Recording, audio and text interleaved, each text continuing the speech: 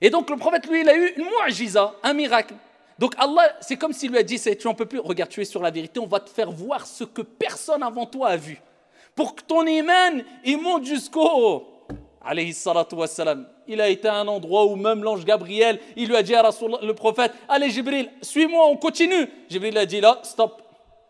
Là, même moi, je ne peux pas aller. Il n'y a qu'un être humain qui peut aller où tu vas. Une créature. Toi, Muhammad, alayhi salatu wassalam. Alhamdulillah. Mes chers frères et sœurs, alors, vous savez toutes et tous que dans le Saint-Coran, il y a plusieurs récits. Et ces récits nous permettent de méditer, nous permettent de puiser des leçons qui nous serviront à chaque instant de notre vie. Donc, les récits passés ne sont pas abrogés. Mais à travers les récits passés, on puise des leçons afin d'avoir un avenir meilleur. Et parmi les plus beaux, parmi les plus grands, parmi les plus extraordinaires des récits, il y a un récit qui est quelquefois méconnu de certains malheureusement, et walillahi alhamd, et Dieu soit loué, connu par un grand nombre de personnes. Ce magnifique récit est le récit de Al-Isra wal-Mi'raj, le voyage nocturne et l'ascension. La nuit et pas le jour. La nuit où le prophète alayhi salatu wassalam a voyagé avec comme monture Al-Buraq de la mosquée sacrée de la Mecque jusqu'à la mosquée Al-Aqsa à Jérusalem. Et c'est cette même nuit-là où le prophète a monté, a dépassé les 7 cieux pour rencontrer son Seigneur Tabaraka wa Ta'ala. Et c'est ce qu'on va voir rapidement. Wa billahi tawfiq. Ayyuha al-musalloun, il faut savoir qu'un sermon ne suffirait pas pour ici s'attarder dans les riches enseignements et leçons qu'il y a dans ce magnifique récit de Al-Isra wal Mi'raj. Mais le but ici, c'est de vous donner quelque part l'eau à la bouche, de vous motiver afin de poursuivre ici les recherches sur ce sujet et afin de voir et chercher ce qu'ont dit al-ulama al-rabbaniyoun, les savants, sur ce récit-là. Et quelles leçons ont-ils puisé sur ce récit-là? Donc je vous dis ça tout simplement parce que je réitère mes propos. Malheureusement, je ne pourrai pas vous citer toutes les leçons qui sont très nombreuses et très très riches à travers ce récit, mais je vais vous donner ici des informations afin de savoir et de comprendre de quoi parle-t-on quand on dit Al-Isra ou Al-Mi'raj. Alors la première des choses à savoir, ayyuha al-musalloun, c'est que Allah subhanahu wa ta'ala, avant même que le prophète alayhi salatu wa salam, eh bien, rencontre son Seigneur Tabaraka wa Ta'ala, eh bien, il nous donne une grande leçon à travers cet événement-là. C'est la leçon suivante. Peu importe ce qui t'arrive dans ta vie, peu importe les difficultés que tu rencontres, sache que ton Seigneur a dit. Retiens cette parole, tu l'as déjà entendue, tu la connais peut-être, mais grave-la dans ton cerveau et dans ton cœur. La yukallifu Allahu nafsan illa wus'aha. Allah ne donne pas à une âme une charge au-dessus de sa capacité. Peu importe les difficultés, les problèmes que tu rencontres, sache qu'ils vont s'atténuer un moment ou un autre. Et sache que c'est un test de ton Seigneur Tabaraka wa Ta'ala pour tester le degré d'amour vis-à-vis de lui que tu as atteint, tout simplement. Et ici, les êtres humains, eh bien, divergent quant à leur niveau de patience, leur degré de patience. Et ça permet à Dieu, bien qu'il sache, mais pour nous montrer à nous-mêmes avant tout, eh bien, de se rendre compte que toi, tu te rends compte que nous nous rendions compte concrètement où en sommes-nous par rapport à notre amour vis-à-vis de Dieu, car c'est à travers la patience qu'on sait où on en est dans notre amour vis-à-vis d'Allah subhanahu wa ta'ala. Et plus Allah, il aime une personne, et plus il l'éprouve. إِذَا أَحَبَّ اللَّهُ قَوْمًا إِبْتَلَاهُمْ كَمَا قَالَ عَلَيْهِ أَفْضَلُ الصَّلَاةِ وَأَزْكَى التَّسْلِيمِ. Donc, c'est quelque part une bushra, une bonne annonce quand tu es éprouvé et tu t'en remets à Dieu. Tu dis Alhamdulillahi ala kulli hal. Sache qu'aujourd'hui c'est dur. Walakin ce terme, Alhamdulillah ala kulli hal, il va te rapporter gros au paradis bi'idhnillahi rabbil alamin. Le prophète alayhi salatu wassalam, il a enduré comme personne n'a enduré. C'était le prophète alayhi salatu wassalam. Et particulièrement, tout au long de sa vie, mais particulièrement, vous connaissez toutes et tous, je pense, ce récit qui concerne Amul Huzn, l'année de la tristesse. Alors ça nous arrive à toutes et tous quelquefois quand on met la cassette en arrière de notre vie, de se dire, ah tiens, il y a telle année, cette année-là c'était une année particulièrement difficile. Eh bien ça c'est un décret d'Allah Azza wa Jal. Souvent Allah subhanahu wa ta'ala va faire que ici il y a des périodes qui sont plus difficiles que d'autres. Et le prophète sallallahu alayhi wa sallam a vécu cela. Et en intensité fois 1000 par rapport à ce que nous vivons nous, ou plus. Eh bien les 10 premières années, et quand je parle des 10 premières années, c'est de la révélation, après la révélation. Donc après la révélation, après le wahi, il y a eu les premières années qui ont été très éprouvantes. Eh bien la 10e année, ça a été une année ici plus qu'éprouvante pour le prophète alayhi salatu wassalam et difficile à encaisser. C'est cette année-là où non seulement c'était le summum de la persécution, etc., c'est cette année-là où sa femme, qui a été la première personne, c'est pas la première femme ou la première personne qui a cru au prophète Mohammed alayhi afdalus salati wa askat taslim. Quand le prophète a eu la révélation Iqra, et il est redescendu de la montagne et il est parti se diriger vers ce cocon familial, vers son épouse Khadija radiyallahu anha wa ardaha, et qui lui a raconté ce qu'il s'est passé. Elle a dit wallahi la yukhzika Allahu abada. Ton Seigneur ne t'abandonnera jamais. Et elle a rapporté les qualités qu'avait le prophète alayhi salatu wassalam, et elle a cru en lui, alors que même lui il se disait mais qu'est-ce qui m'arrive, suis-je fou, il était en panique. Khadija, qui a été un grand soutien dans cette année-là, elle est décédée. Qui est décédé aussi? Son oncle. Avant Khadija, son oncle est décédé, Abu Talib.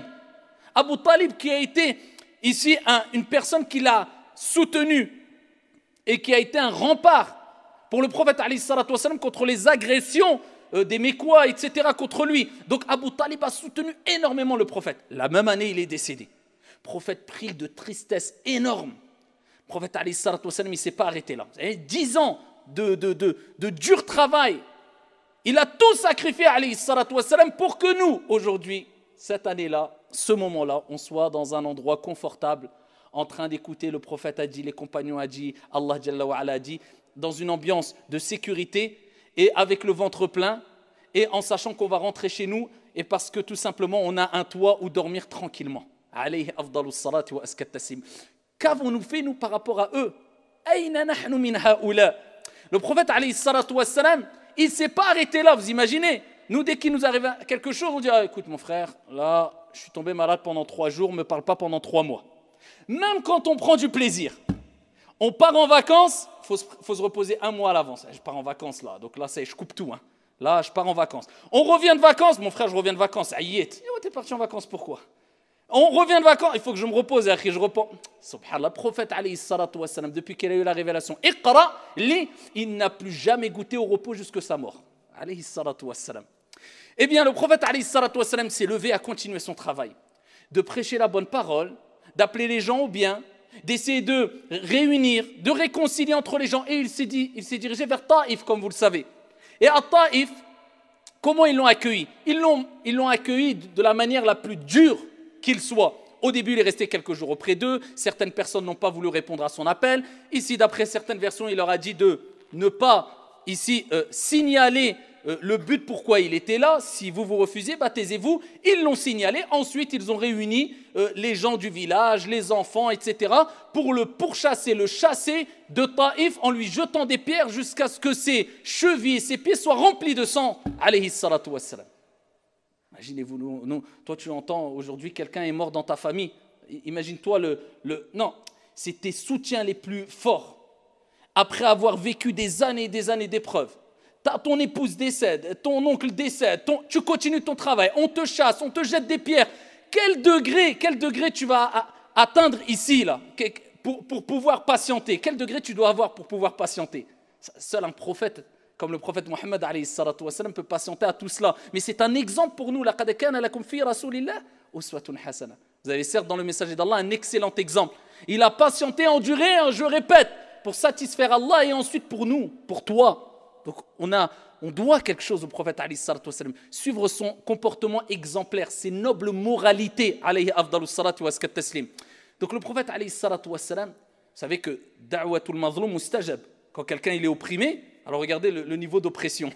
Plus tu es opprimé, plus il y a des chances que ton invocation elle soit acceptée. Le prophète alayhi salatu wassalam, il était opprimé. Allah Jalla wa Ala voit cette situation. La situation que vit son bien-aimé. Il envoie Jibril alayhi salam, l'ange Gabriel lui-même. Et à Mohammed, voici l'ange des montagnes. Il suffit, parce qu'il a entendu ce que tu as vécu, il a vu ce que tu as vécu, il suffit que tu demandes quoi que ce soit, eh bien il exauce. L'ange des montagnes dit, si tu veux, ô Mohammed, que j'écrase ce peuple entre deux montagnes, je le fais. Kun fayakun, Allah Azza wa Jalla veut quoi que ce soit, il dit soit ici. Hana, on aurait dit, écrase les montagnes et montre-moi avec mes yeux pour que je vois les détails. Avant qu'on aime bien se venger. Le prophète alayhi salatu wa salam, hadith rapporté par Al-Bukhari ou Muslim fait Sahihain. Il dit alayhi salatu wa salam, je souhaite plutôt qu'Allah subhanahu wa ta'ala sorte des reins de ce peuple une progéniture qui adore Allah subhanahu wa ta'ala l'unique. Ar-Rahmatul Muhda. وَمَا أَرْسَلْنَاكَ إِلَّا رَحْمَةً لِلْعَالَمِينَ. Ça c'est le prophète alayhi salatu wa salam, il ne s'est pas vengé. Et ensuite le prophète a continué son chemin. Il s'est arrêté? Non, il est rentré, il a dit à Sayyid Baraka. Il a continué. Mais Allah subhanahu wa ta'ala, il t'envoie des signes quelquefois pour te rappeler que tu es sur la vérité quand on ne peut plus. Allah, il ne te laisse pas. La yukallifu Allahu nafsan illa wus'aha. Il passe dans un endroit, alayhi salatu wa salam, il se pose et il lit Al-Qur'an. La parole d'Allah, kalamullah azza wa jal. Oui, qu'il a été envoyé qui à Taïf pour qu'ils écoutent, pour qu'ils reviennent vers la vérité. Ils n'ont pas écouté. Est-ce que ça s'arrête là? Est-ce que parce que les gens ne t'écoutent pas, tu t'arrêtes? Abadan. Toi, il t'est demandé de transmettre.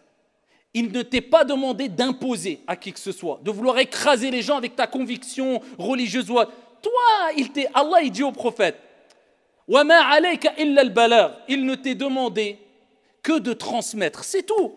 Tu n'as pas à imposer quoi que ce soit ou te dire « ils ne m'ont pas écouté, j'abandonne ». Non, le prophète, il a continué à marcher. Il fait halte dans un endroit, il récite le Coran.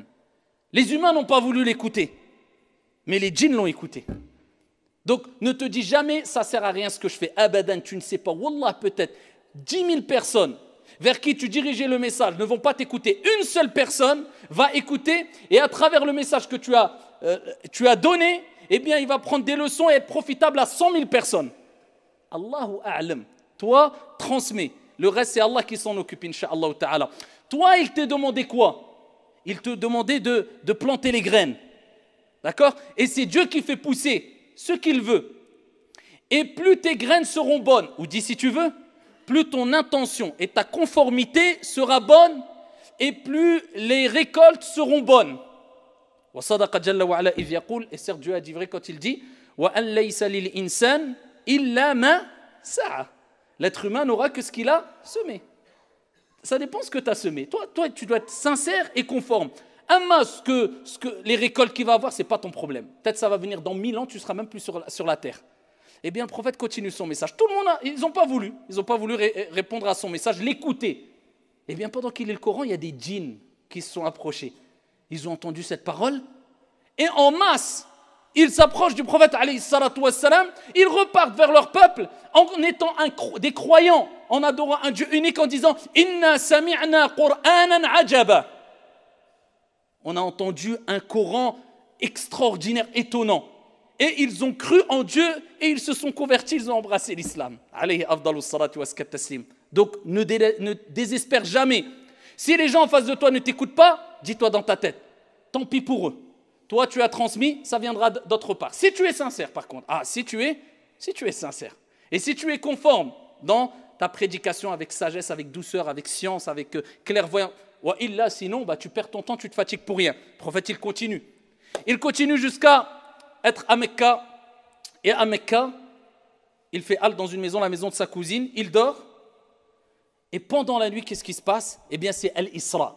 Al-Isra, c'est le voyage. Et Al-Mi'raj, c'est l'ascension nocturne. Al-Isra, c'est le voyage qu'a fait le prophète lors de cette nuit-là. Une nuit. Corps et âme. Corps et âme. Le prophète, alayhi salatu wassalam, eh bien, il y a le plafond qui s'ouvre, il y a Jibril, alayhi salam, qui descend, il y a Al-Buraq, cette monture-là, comme il est mentionné dans Sahih Muslim, qui est présenté au prophète alayhi salatu wassalam, comme il dit lui-même, c'est une monture plus petite qu'un âne et plus grand qu'une mule. Et la monture, elle s'excite de joie parce qu'elle va avoir l'honneur de porter sur son dos Muhammad alayhi afdalus salatu waskat taslim. Et donc le prophète alayhi salatu wassalam monte sur cette monture-là. Et ici, il part de Mecca jusqu'à Al-Aqsa à Jérusalem. Allah Jalla wa Ala dit dans le Coran Subhanalladhi أسرى بعبده ليلا من المسجد الحرام إلى المسجد الأقصى الذي باركنا حوله لنريه آياتنا. Gloire à, gloire ça veut dire est exempt de toute imperfection, c'est-à-dire Allah. Celui qui a fait voyager de nuit de la mosquée sacrée jusqu'à la mosquée Al-Aqsa, dont on a béni ce qu'il y a autour, afin de lui montrer nos signes. Allah a voulu que le prophète voit quoi? Voit des signes. Pourquoi? Pourquoi Allah lui a donné cela à ce moment-là? Parce qu'Allah a vu tout ce qu'il a enduré pendant 10 ans. Et voilà, cerise sur le gâteau, Taïf, il lui jette des pierres. Là, il est arrivé au summum de l'épreuve. Eh bien, Allah, Jalla wa Ala, je vous ai dit, Allah envoie toujours des signes quand tu n'en peux plus pour te rassurer, dire, écoute, t'es sur la vérité, continue. Et ça, c'est min hikmatillah. Et quelquefois, des gens, ils ont al-karamat. C'est quoi le karamat? C'est des prodiges, c'est des choses extraordinaires qui arrivent à des gens pieux, à des saints, à des personnes vertueuses. Allah, il envoie des choses extraordinaires. Pas des miracles, mais c'est comme des miracles. Amma al-mu'jiza, le miracle, c'est khas lil anbiya wa rusul. C'est que pour les prophètes et les envoyés. Mais al-karamat, tu peux en avoir. Et donc, le prophète, lui, il a eu une mu'jiza, un miracle. Donc Allah, c'est comme s'il lui a dit, tu n'en peux plus, regarde, tu es sur la vérité, on va te faire voir ce que personne avant toi a vu. Pour que ton iman, il monte jusqu'au... Alayhi salatu wassalam. Il a été à un endroit où même l'ange Gabriel, il lui a dit à Rasoul, le prophète, allez Jibril, suis-moi, on continue. Jibril a dit là, stop. Là, même moi, je ne peux pas aller. Il n'y a qu'un être humain qui peut aller où tu vas. Une créature. Toi, Muhammad, alayhi salatu wassalam. Et le prophète, alayhi salatu wassalam, il arrive à Al-Aqsa. Il rentre. Là, il fait le voyage, pas l'ascension nocturne. Hein. Là, il fait le voyage. D'accord? De Masjidul Haram, il a Masjidul Aqsa. Il arrive là-bas et il pose ici la monture. Il l'accroche dans un endroit où accrocher leur monture. Les prophètes et les envoyés, c'est un endroit connu à Al-Aqsa, à Jérusalem. Et ensuite, il rentre dans la mosquée, il prie 2 rak'at. Il est rapporté qu'il y avait plein de prophètes qu'il a reconnus là-bas, comme Ibrahim, etc. Ensuite, il sort de la mosquée. Et là, Allah l'élève. Avec Jibril alayhi salam aussi. Et il va passer et dépasser les cieux. Il va jusqu'au premier ciel, accompagné de Jibril. Jibril demande l'autorisation de rentrer. Ils disent qui est-ce? Il dit c'est Jibril. Qui est avec toi? Muhammad. A-t-il reçu la mission? Oui. Ouvrez la porte. Et donc ici, il monte le premier ciel. Et c'est qui lui souhaite la bienvenue dans le premier ciel? Isa alayhi salam. Adam alayhi salam, afwan. Adam alayhi salam, Adam. Adam réceptionne, accueille le prophète alayhi salatu wassalam et lui souhaite la bienvenue. Ensuite, le prophète continue à monter jusqu'au 2e ciel. La même conversation. Qui est là? C'est l'ange Gabriel. Qui est avec toi? Muhammad. Est-ce qu'il a reçu la mission? Oui. Et ensuite, on lui permet de monter au 2e ciel. Et c'est qui l'accueille? Ici, c'est Isa alayhi salam, Jésus. Ensuite, il monte au 3e ciel. Isa alayhi salam, c'est qui l'accueille? Youssouf alayhi salam. Ensuite, il monte 4e ciel. C'est qui l'accueille? Idriss alayhi salam. Il monte 5e ciel. C'est qui l'accueille? Haroun alayhi salam. Il monte 6e ciel. C'est qui l'accueille? Moïse, Moussa alayhi salatu wassalam. Et il monte jusqu'au 7e ciel. C'est qui l'accueille? Et le hadith est rapporté par le Bukhari ou Muslim. Ibrahim alayhi salatu wassalam. Accoudé sur Baytul Ma'mour, la maison peuplée, la maison céleste, où le prophète a dit au-dessus de la Kaaba, au-dessus, où il y a le 7e ciel, au 7e ciel, il y a Baytul Ma'mour. Ibrahim accoudé sur Baytul Ma'mour, où 70 000 anges entrent chaque jour dans Baytul Ma'mour pour adorer Dieu sans jamais revenir dans cette maison céleste. Alors imaginez-vous les milliards et milliards d'anges. Et ici, le prophète alayhi salatu wassalam a été accueilli par, bien sûr, la salutation d'Ibrahim alayhi salam. Ensuite, il poursuit Sidratul Muntaha. Et Allah Jalla wa Ala, il parle de Al-Mi'raj, l'ascension dans Suratul Najm. وَالنَّجْمِ إِذَا هَوَى مَا ضَلَّ صَاحِبُكُمْ وَمَا غَوَى وَمَا يَنْطِقُ عَنِ الْهَوَى إِنْ هُوَ إِلَّا وَحْيُ يُوحَى. Par l'étoile lorsqu'elle se décline. مَا ضَلَّ صَاحِبُكُمْ وَمَا غَوَى. Votre compagnon ne s'est pas égaré et n'a pas été induit en erreur. وَمَا يَنْطِقُ عَنِ الْهَوَى. Il ne parle pas poussé par sa passion. إِنْ هُوَ إِلَّا وَحْيُ يُوحَى. Ce n'est qu'une révélation émanant de son Seigneur. Et ensuite, Allah Jalla wa Ala parle de ce qu'il a vu, et particulièrement Sidratul Muntaha. Le prophète, alayhi salatu wassalam, lors de ce voyage, lors de cette ascension nocturne, et ça nous rappelle que Allah a fait le filtre. Parce que quand le prophète a raconté tout ça, Mais il y en a plein qui ont dit, c'est un fou ou c'est un mytho. Et seuls ceux qui avaient une ferme conviction dans ce que Dieu a dit, ce que le prophète alayhi salatu wassalam a dit, sont restés fermés auprès du prophète, car Dieu envoie quelquefois des épreuves afin de voir qui va rester ferme, qui va rester à côté de toi. Et c'est souvent au moment des problèmes où on voit vraiment les vrais compagnons, les vrais frères, les vrais amis. Eh bien, de même, lors de cette grande épreuve, ce grand test de Dieu, quand le prophète a raconté ça, certains ils ont dit non, pour nous ça ne rentre pas dans notre cerveau, c'est trop, non, on n'y croit pas. Et une grande partie, alhamdulillah, a dit nous y croyons fermement. Sadaqallah wa sadaqa Rasulullah sallallahu alayhi wa sallam. Le prophète, il est parti jusqu'à Sidratul Muntaha. C'est quoi Sidratul Muntaha? C'est la limite extrême. Au-dessus de Sidratul Muntaha, il y a quoi? Il y a ce qui dépasse l'entendement. Il y a ce que œil n'a jamais vu, ce que oreille n'a jamais entendu, ce que esprit humain n'a jamais ressenti. Il y a le Jannah. Il y a Arshur Rahman, le trône du miséricordieux. Il y a ton Seigneur Allah, il y a le paradis. Sidratul Muntaha, le prophète, il dit, c'est le lotus ou le jujubier céleste. Une sorte de lotus ou jujubier céleste. Il dit, ses feuilles sont plus larges et grandes que les oreilles d'éléphant. Et ses fruits sont aussi grands que des cruches. Il dit, il est tellement extraordinaire qu'on ne pourrait le détruire. On ne pourrait le décrire. Tellement que c'est exceptionnel, c'est magnifique. Dit, un humain ne peut pas le décrire. Sidratul Muntaha. Et il dit à Jibril alayhi salam, on continue, on poursuit. Jibril lui dit là, moi je ne peux plus là. Moi c'est la limite, c'est le jujubier. Sidratul Muntaha, limite extrême. Je ne peux pas aller au-dessus, moi, ça y est, khalas. Le prophète il continue, où personne n'a été. Il continue vers qui? Vers Allah subhanahu wa ta'ala. Et là, il rencontre Allah Jalla wa Ala. Les savants divergent. Est-ce qu'il a vu Allah Jalla wa Ala ou il a vu une lumière comme il est mentionné dans le hadith al-Sahih et il n'a pas vu Allah. Ala kulli hal, il parle et échange avec Allah. Et selon une version, une variante rapportée, il est rapporté que Allah Jalla wa Ala, quand il a rencontré, quand le prophète Mohammed alayhi salatu wassalam a discuté, a rencontré Allah Jalla wa Ala, il a salué Allah. De quelle manière? Eh bien, c'est ce qu'on prononce dans le tashahhud, dans notre prière. Et ici, il dit, Mohammed alayhi salatu wassalam, At-tahiyyatu lillah, Az-zakiyatu lillah, At-tayyibatu was-salawatu lillah. Les salutations pures, les bonnes actions, tout le bien est pour toi, ô Allah. Allah Jalla wa Ala lui a répondu, Assalamu alayka ayyuhan nabi, wa rahmatullahi wa barakatuh. Il lui a dit, et c'est la deuxième partie du première partie du tashahhud, il dit, et que le salut soit sur toi, ô toi prophète, ainsi que la miséricorde d'Allah subhanahu wa ta'ala et la bénédiction. Et le prophète, il a pensé à toi, à moi, à la communauté, à ce moment-là, et au prophète et aux envoyés, il a répondu à cela, Assalamu alayna wa ala ibadillahi salihin. Et que le salut soit sur moi et sur les prophètes et les serviteurs vertueux. Al-Malaïka ont vu ça, qu'est-ce qu'ils ont dit? Ashhadu an la ilaha illallah wa ashhadu annaka Muhammadan Rasulullah.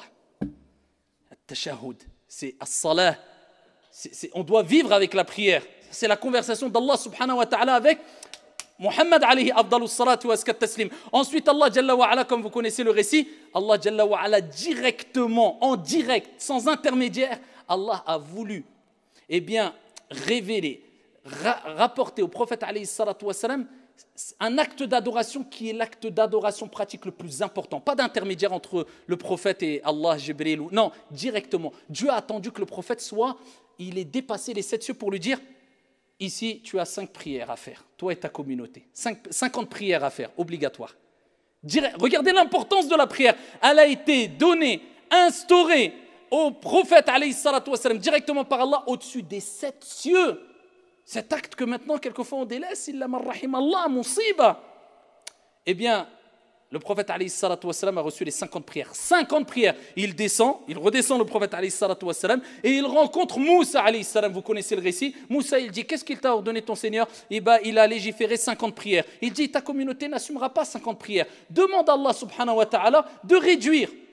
Le prophète remonte voir Dieu et dit, ya Allah, il demande un allègement. Allah, il descend à 45 prières. Il redescend vers Moussa. Moussa lui réitère les mêmes propos. Ça va être trop, ils n'assumeront pas. et plusieurs fois, certains disent jusqu'à 10 fois, il a fait l'aller-retour, jusqu'à arriver à 5 prières. L'être humain est créé faible. Il a 5 prières. Moussa, il lui a dit, Ya Mohammed, ta communauté, elle n'arrivera pas à assumer 5 prières. Sadaqa Moussa. Et il dit, remonte voir ton Seigneur et dis-lui de t'alléger. Le prophète, il a dit, j'ai tellement eu honte, j'ai tellement hchemt, je dis, je vais encore revoir Allah. Il dit, j'ai pas pu. Allah Jalla wa Ala dit, pour 5 prières, les croyants auront la récompense de 50 prières. C'est-à-dire, tu fais 5 prières, tu as la récompense de 50 prières. Ensuite, le prophète, alayhi salatu wassalam, eh bien, a vu plusieurs choses lors de l'Isra wal Mi'raj. C'est très long, mais il a vu. C'est pour ça qu'Allah Jalla wa Ala dit, Linuriyahu ayatina, afin de lui voir nos signes. C'est quoi les signes? Al-Buraq. C'est quoi les signes? Le voyage. Il a vu Moussa, il a vu Ibrahim, il a vu Isa, il a vu les prophètes, il a vu Sidratul Muntaha, il a vu plein de choses. Parmi ces choses-là, c'est là où le prophète, cette nuit-là, il a vu beaucoup de tourments, de personnes qui étaient tourmentées parce qu'ils avaient fait de la médisance, ou ils avaient, etc. Il y avait plein de tourments qui ont été vus par le prophète alayhi salatu wassalam, pour qu'il informe la communauté en disant, méfiez-vous de faire cela, méfiez-vous de voler, méfiez-vous de mentir, méfiez-vous de cela, parce que j'ai vu des gens qui avaient tel tourment à cause de cela, ici, lors de mon ascension nocturne. Et parmi les choses qu'il a vu Moussa alayhi salam, ou plutôt qu'il a senti, et ici c'était l'odeur du musc qui sortait de la tombe de la coiffeuse de la fille de Pharaon. Vous connaissez ce récit, hein? Ici, la coiffeuse de la fille de Pharaon, eh bien, elle peignait les cheveux à la fille de Pharaon, le peigne est tombé, et elle a dit Bismillah au nom de Dieu, et elle a dit, tu ne crois pas en mon père, tu crois au Dieu de Moussa, un Dieu unique. Et donc ici, ils l'ont pris, avec ses enfants, et ils les ont réunis, et ils ont pris de l'huile ou de l'eau bouillante, et ils ont jeté un enfant après l'autre enfant. Ils ont jeté tous ses enfants devant ses yeux pour qu'il meure. Et son dernier enfant, c'était un bébé qui était encore nourrisson, qui allaitait, ils l'ont arraché et elle n'en pouvait plus et le bébé a parlé. Un miracle. Une mu'jiza, on va dire plutôt le karamah. C'est un prodige. Le bébé a rappelé à sa mère, patiente, on aura le paradis. Et ils l'ont jeté et ensuite ici, ils ont tué cette femme-là. Depuis, elle a été enterrée, ses os ont été réunis avec ses enfants dans un endroit. Le prophète a dit, alors qu'il était proche de son Seigneur, je sens l'odeur qui se dégage de la tombe de la coiffeuse de la fille de Pharaon. L'odeur de quoi? Du musc. Et donc le prophète a vu plein de choses, et en tout cas, ce qui nous incombe de savoir, c'est que particulièrement, c'est que Allah subhanahu wa ta'ala a transformé ces années de pénibilité, d'endurance, d'oppression par un des plus grands récits, un récit extraordinaire, un voyage extraordinaire, une ascension extraordinaire au prophète alayhi salatu wassalam, jusqu'à ce qu'il a été où personne d'autre en dehors de lui n'a été.